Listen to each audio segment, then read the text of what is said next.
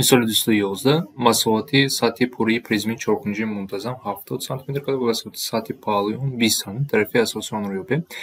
وقتی که شما اینو میبینید مساحت سطح پوره ما میدونیم که همین چهارکنجه 6 رو دارد و میدونید چهارکنجه منتظم یعنی اساسی اون چهارکنجه منتظم همه طرفاش برابر است یعنی کوادرات است. مثلا ما این رو آ گوییم همه طرفاش آ میشد از اون چهارکنجه منتظم اگر گوید و چی میگوید مساحت سطح پهلوی این کجاست چهار طرفی مساحت پهلوی اون 20 باشه این چی معنی چهار طرف یعنی چهار روی همین چهارکنجه پریزم منتظم 20 است عموما 70 است یعنی 70 مینوس 20 کنیم 5 میشه این مساحت اساس‌های پایین و بالا است. ما این حدود داریم در بالا هم داریم و است و هر یک آنها چی میشه عموما 50 باشد 25 میشه هر یک آنها 25 میشه و ما میدونیم که مساحت کوادرات به چی برابر است مساحت کوادرات به a کوادرات از اینجا میدونیم که به 25 برابر باید شود و a باید برابر 5 شود یعنی طرف اساسی اون به 5 برابر است. مثال 212 طرف اساسی پریزم چهارکنجه منتظم با 17 حجم اون با 3460 بلندی پریزم رو یابیم.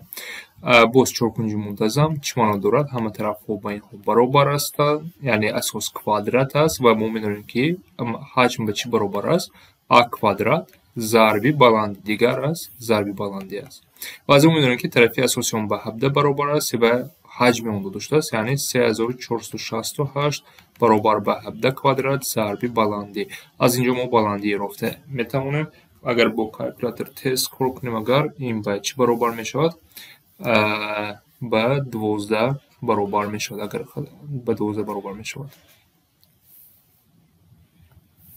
مثال 213 بلندی پیرامید چهارکنجه منتظم باز چهارکنجه منتظم یعنی اساس ها کوادرات است به 12 برابر است بیایید نویسیم 14 داشته است بلندی به 12 برابر است و تیغه پهلوی به 20 یعنی تیغه پهلوی به 20 برابر است حجم آن رو یابیم حجم پریزم این رو چقدر میابیم حجم اون به 1 تقسیم 3 مساحت اساس ضرب بلندی.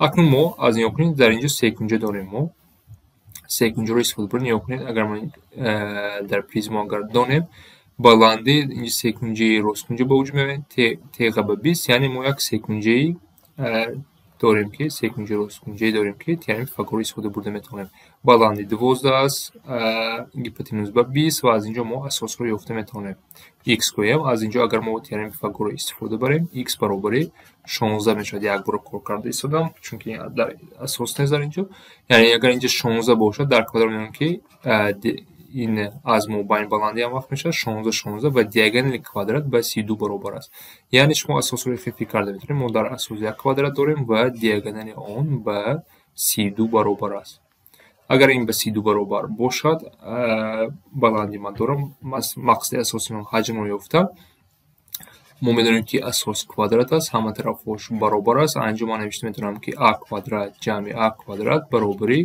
32 کوادرات یعنی تیرم فیثاگوری استفاده برده استفاده یعنی 2a کوادرات برابر 32 کوادرات میشه از اینجا با ما چی لازم است با ما a کوادرات لازم است یعنی a کوادرات 32 کوادرات تقسیم 2 است یعنی این مساحت اساس است یعنی این چی بچه برون یا تقسیم 3 ضرب جای مساحت اساس 32 کوادرات تقسیم 2 ضرب بلندی این 12 است اگر ما همین رو کار کنیم با ما حجم رو میدین اگر یک بار کار کنیم با کالکولاتور البته که 32 کوادرات 1024 تقسیم 6 نه 1024 ضرب 2 کردن کار 2048 میشود 12 داریم 2048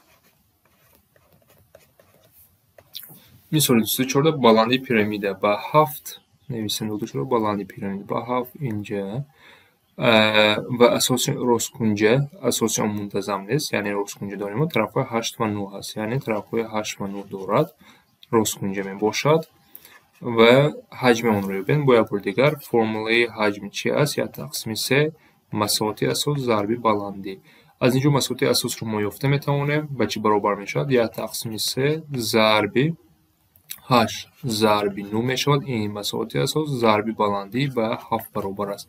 Яъне мо инро бояд кор кунем. Ин чӣ мешавад? Агар мо 56 зарби 3 ин мешавад 168. Агар хато накарда бошам бояд бор тафтиш кунам. 56 зарби 3 168 дуруст. Мисоли 215 баландии пирамиди чоркунҷи мунтазам, яъне чоркунҷи асосаш квадрат аст, яъне ҳама тарафҳояшон баробар мебошад. Баландӣ ба 15 баробар аст ва акнун дар инҷо чӣ гуфтааст аст? Диагонали асоси он ба 16 баробар аст. Мо медонем ки баландӣ ҳамвақт аму байни диагонал мегузарад. Агар ин 16 бошад, ҳар як қисми он ба 8 ба 8 баробар аст.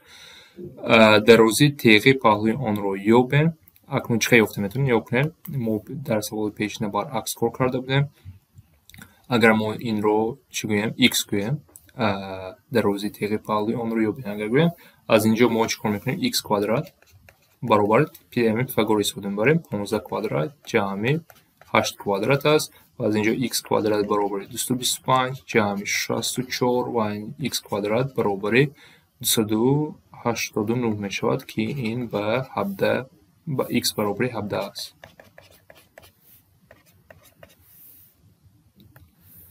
Мисоли 216 тарафи асосии пирамиди секунҷи мунтазам.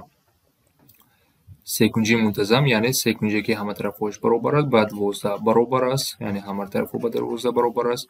Ба апоферма куҷо аст? Ҳамин баландии паҳлӯи он. Баландии пирамидро ёбем. Мо баландӣ инҷа x бошад, инҷа 4 бошад. Аз инҷо мо боем бо 90 градус маълумотҳоро нависем. Ва аз инҷо мо як чӣ бояд донем? Дар секунҷаҳои мунтазам, яъне секунҷаҳои баробар паҳлӯ, як хусусият ҳаст. Агар ҳама тарафҳо баробар бошанд,